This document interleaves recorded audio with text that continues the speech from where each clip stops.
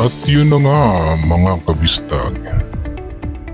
Narito tayo ngayon sa Sitio Kulo, Barangay Basak, Lapu-Lapu City. Sasama muna tayo sa operasyon ng Police Station 4, Lapu-Lapu City Police Office. At yun na nga mga kabistag, nakuhanan siya ng ito yata yung subject ng sale.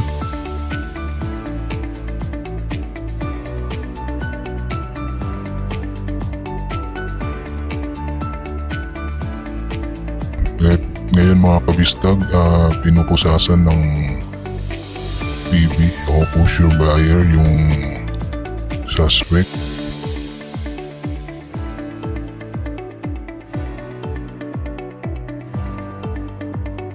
Sa bandang ito, tila binabasahan ng Miranda rights ng pulis ang suspect. Minarkahan na ang subject of sale. At ngayon, muling kinapkapan ng pulis. Mukhang may nakitang tila isang baril, tila 45 caliber na pistol.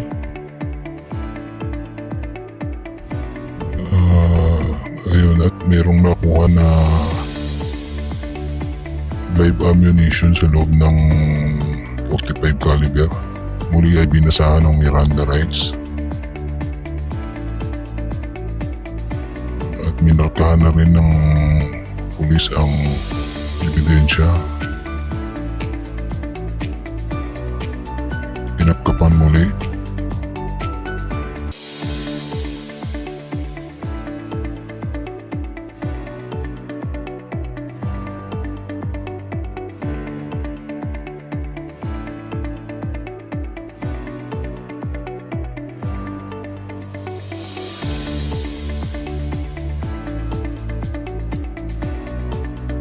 Tila mayroon na naman nakikita dito sa ang kaliwang bulsa ng ayun. Ang bypass money siguro to. 500 yung nasa ibabaw. Ang kapal-papal, medyo siguro mga 10,000. 10,000 yung budol money.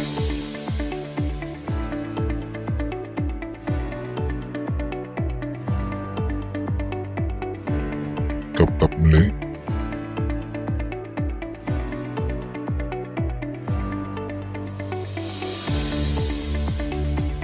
Ito may nakita na naman isang coin purse, brown na coin purse.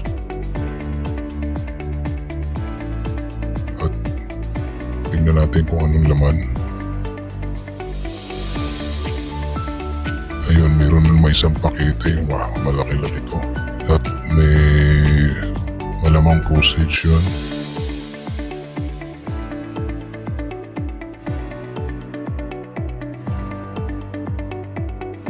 Binasahan uli siya ng Miranda rights.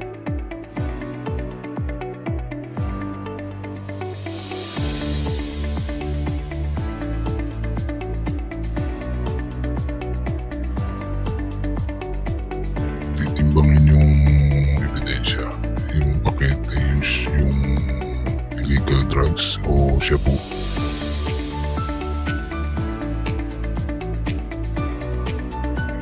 Ayan. Tinimbang natin, tinimbang. Tanongin natin.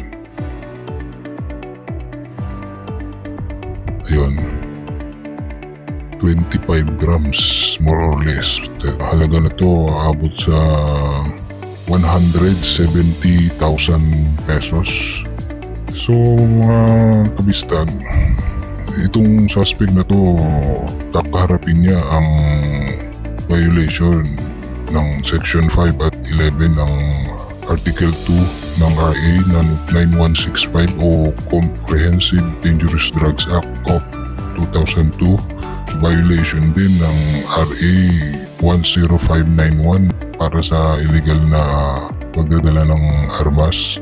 At siyempre dahil election ban ngayon, mayroon din siyang violation ng COMELEC gun ban.